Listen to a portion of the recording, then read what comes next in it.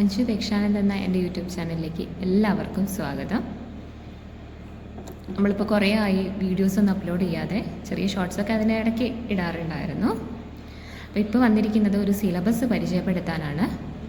നമുക്കറിയാം, കേരളത്തിൽ മുഴുവനായിട്ട് തന്നെ 4 ഇയർ ഡിഗ്രി കോഴ്സ് സ്റ്റാർട്ട് ചെയ്തിട്ടുണ്ട്.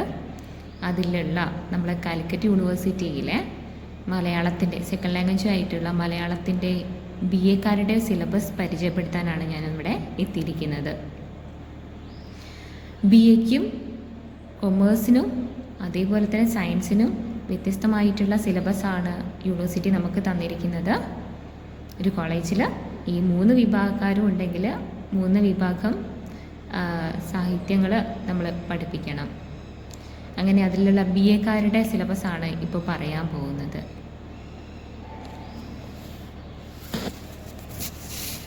BA-കാരുടെ പേപ്പറിൻ്റെ സെക്കൻഡ് ലാംഗ്വേജിൻ്റെ പേര് വരുന്നത് മലയാള സാഹിത്യ അനുശീലനം എന്നാണ്. പൊതുവേ നമ്മൾ ഈ മലയാളം സെക്കൻഡ് ലാംഗ്വേജ് അറിയപ്പെടുന്നത് എബിലിറ്റി എൻഹാൻസ്മെൻറ്റ് കോഴ്സ് എന്നാണ് കേട്ടോ.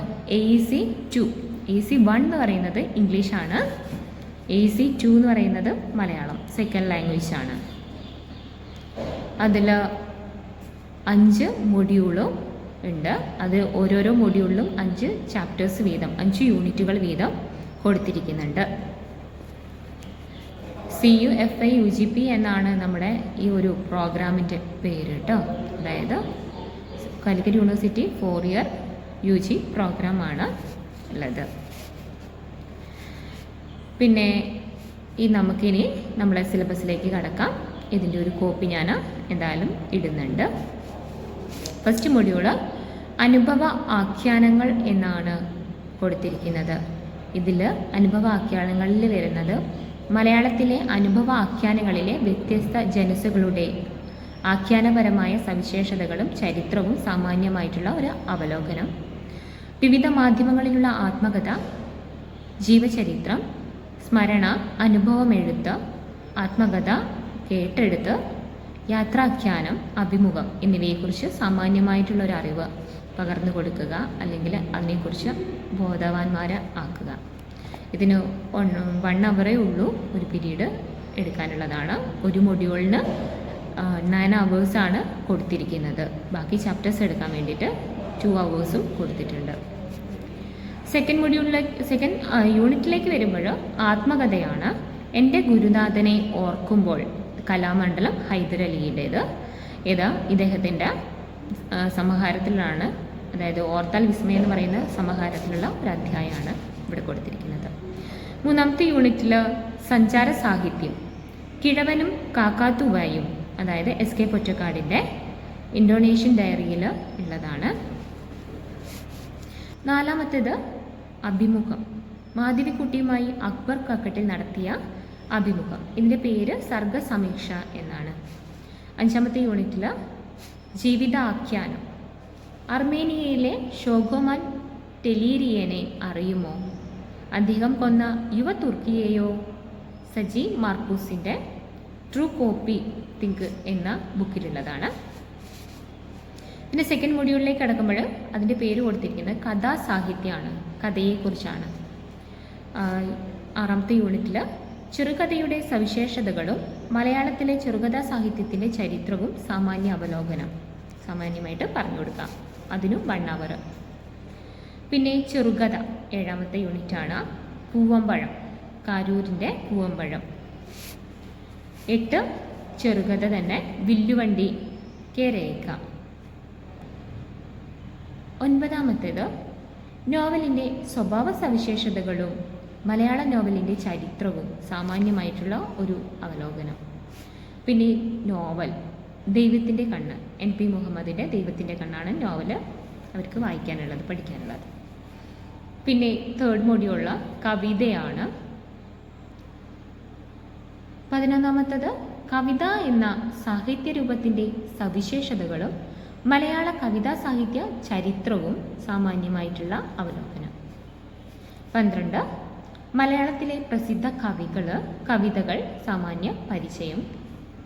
13 സമുദ്ര ലംഘനം, അധ്യാത്മരാമായണം, സുന്ദരകാന്ഡം തുടങ്ങുന്നത് എഴുത്തച്ഛൻ്റേത്.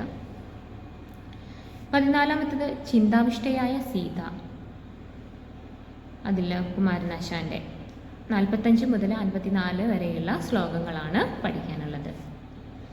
15-ാമത്തത് ഇവനെ കൂടി, സച്ചിദാനന്ദൻ്റെ ഇവനെ കൂടി എന്ന് പറയുന്ന ആ ഒരു വിലാപകാവ്യമാണ് അല്ലേ. നമുക്കറിയാം വൈലോപ്പിള്ളിയുടെ മരണത്തിനനുശോചിച്ച് നമ്മുടെ സച്ചിദാനന്ദൻ എഴുതിയിരിക്കുന്ന ഇവനെ കൂടി, അത് പഠിക്കാനുണ്ട് കവിത. പിന്നെ ദൃശ്യകലാ സാഹിത്യം, ഇത് 4-ാമത്തെ മൊഡ്യൂളാണ്. ദൃശ്യകലാ സംബന്ധിയായ സാഹിത്യരൂപങ്ങളുടെ വൈവിധ്യവും സവിശേഷതകളും അതുമായിട്ട് സാമാന്യ പരിചയം വേണം. പിന്നെ 17 നാടകം ഓരോരോ കാലത്തിലും, ശ്രീജ KVയുടേത്. പിന്നെ സിനിമ, നൻപകൽ നേരത്ത് മയക്കം, ഇതൊക്കെ കുട്ടികൾക്ക് ഇൻട്രസ്റ്റ് ആയിരിക്കും അല്ലേ, ഈ സിനിമയൊക്കെ കണ്ടിട്ടുണ്ടാവും ചിലപ്പം. ലിജോ ജോസ് പെല്ലിശ്ശേരിയുടേതാണ് ഈ ഒരു ഫിലിം. 19 ചലച്ചിത്ര ഗാനം, ചരിത്രം, സംസ്കാരം, ഭാഷ, പരിണാമം എന്നിവ മുൻനിർത്തിയുള്ള വിശകലനം. ഓരോ ഘട്ടം കഴിയുന്തോറും നമുക്ക് തന്നെ അറിയാം പാട്ടിനൊക്കെ എന്തൊക്കെ മാറ്റങ്ങൾ സംഭവിച്ചു എന്നുള്ളത്. അപ്പം അതിനെക്കുറിച്ച് അതിനകത്ത് പഠിക്കാനുള്ളത് അല്ലിയാമ്പൽ കടവിലം നരയ്ക്കു വെള്ളം, അന്ന് നമ്മളൊന്നായി തുഴഞ്ഞില്ലേ കൊതുമ്പു വെള്ളം. കേട്ടിട്ടുണ്ടാവും അല്ലേ, പാടിയത് ശരിയായിട്ടുണ്ടാവില്ല. പി ഭാസ്കരൻ്റെ കേട്ടോ. സിനിമേൻ്റെ പേര് റോസി എന്നാണ്. ഇത് പഠിക്കാനുണ്ട്, ഇതൊക്കെ നല്ല ഇൻട്രസ്റ്റിംഗ് ആയിരിക്കും. പിന്നെ സൂര്യകിരീടം വീടൊടച്ചു, അതായത് ഗിരീഷ് പുത്തഞ്ചേരിയുടേത്, ആ ഒരു പാട്ട് പഠിക്കാനുണ്ട്. പിന്നെ സിനിമ ദേവാസുരം അല്ലേ. തനിയെ മിഴികൾ തുളുമ്പിയോ, ഇതോ അതും പഠിക്കാനുള്ളതാണ്. വിനായക് ശശികുമാറിൻ്റെ നമ്മുടെ ഗപ്പിയിലുള്ള സിനിമ ഗപ്പിയാണ്, ഗപ്പിയിലുള്ള പാട്ട് പഠിക്കാനുണ്ട്. പിന്നെ ഓപ്പൺ എൻഡഡ് മൊഡ്യൂളാണ് 5-ാമത്തത് വരുന്നത്. ഒന്നുമില്ലെങ്കിൽ കോഴ്സിൻ്റെ ഭാഗമായിട്ട് എന്തെങ്കിലും ഒന്ന് നടത്താം. അതായത് സാഹിത്യ ശില്പശാല, നാടക കളരി, ചലച്ചിത്ര ശില്പശാല, സാഹിത്യ സംവാദങ്ങളോ അല്ലെ ചലച്ചിത്ര ഗാനങ്ങളുടെ പരിണാമം, സംവാദം അല്ലെങ്കിൽ ഡിബേറ്റൊക്കെ നമുക്ക് നടത്താവുന്നതാണ്.